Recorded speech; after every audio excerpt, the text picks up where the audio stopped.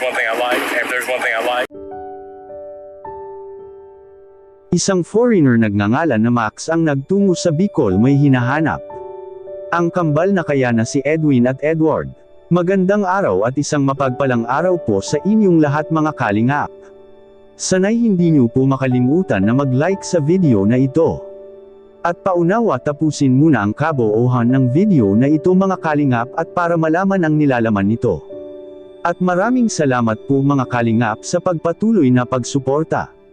At paki-subscribe po mga kalingap kay Kuya Val Santos Matubang at Ate Edna Vlogs at Rob Matubang, maraming salamat po.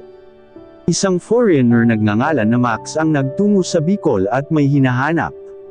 Ang kambal na kaya na si Edwin at Edward ang hinahanap niya.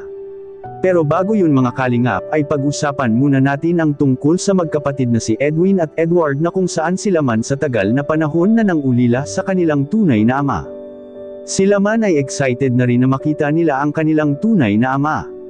Mabuti na lang ngayon mga kalingap at may nagmagandang loob na sa kanila at tinulungan silang mahanap ang kanilang tunay na ama.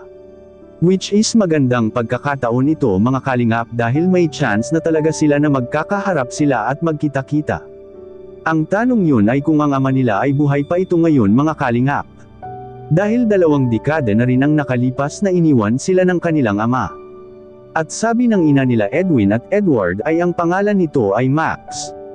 At siguradong may edad na ito sa 40 plus ngayon. Gayunpaman ay hindi pa rin nawawala ang pag-asa ng kambal na makita talaga nila ang kanilang ama. Dahil ang kanilang pag-asa na makita ito mga kalingap, ay lumalapit na talaga sa kanila. Siguro kapag makita nila ito sa personal ay walang humpay na saya ang maramdaman ng kambal na si Edwin at Edward.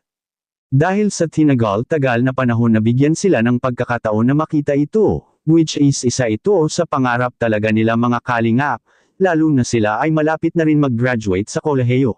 Magandang regalo bago sila mag-graduate, mahanap na sana nila ang kanilang tunay na ama, at sa kabilang dako naman mga kalingap, isang foreigner na ang pangalan ay Max nagtungo sa Bicol.